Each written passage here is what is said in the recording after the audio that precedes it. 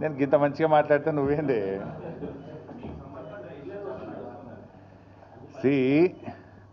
Social మీడియాలో వచ్చిన వార్తల మీద ట్విట్టర్లో నేను అదే రోజు ఖండించిన. ఒకటి.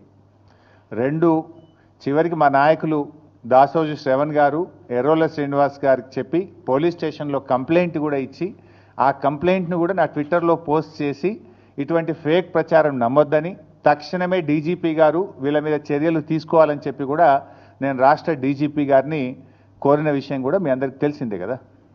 ఏం రగ్గారు?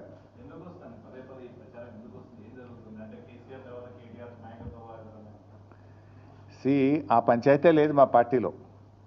నేను చాలాసార్లు కూడా చెప్పాను, మీరందరూ కూడా చూసింటారు. ఒక్కసారి కాదు, కొన్ని వందల సార్లు చెప్పి ఉంటాను.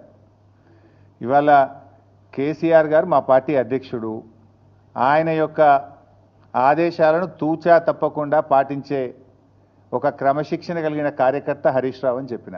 ఇది బహుశా వందల సభల్లో చెప్పినా, టీవీ డిస్కషన్స్లో చెప్పినా, ప్రెస్ మీట్లలో చెప్పినా, చిట్చాట్లో చెప్పినా, అనేక సందర్భాల్లో కూడా చెప్పిన. సో మీరు అన్నట్టు కేటీఆర్ గారికి నాయకత్వం అప్పచెప్తే స్వాగతిస్తాను. డెఫినెట్గా ఐ కోఆపరేట్. ఒక కార్యకర్తగా హరీష్ రావు పార్టీ నిర్ణయాన్ని, కేసీఆర్ నిర్ణయాన్ని ఎప్పుడైనా శిరసా వహిస్తాడు తప్ప గీత దాటే వ్యక్తి కాదు. ఇది నా 25 ఏళ్ల రాజకీయ ప్రస్థానం చూపిస్తుంది. 25 ఏళ్ళ నుంచి నేను బీఆర్ఎస్ పార్టీలో ఉన్నాను. పార్టీ జెండా పుట్టుక నుంచి ఈ రోజు వరకు కేసీఆర్ గారి అడుగుజాడల్లో వారి సూచనలకు అనుగుణంగా పనిచేసేటువంటి ఒక కార్యకర్తగా హరీష్ రావు పనిచేసిండు, రేపు కూడా చేస్తాడు. Thank you.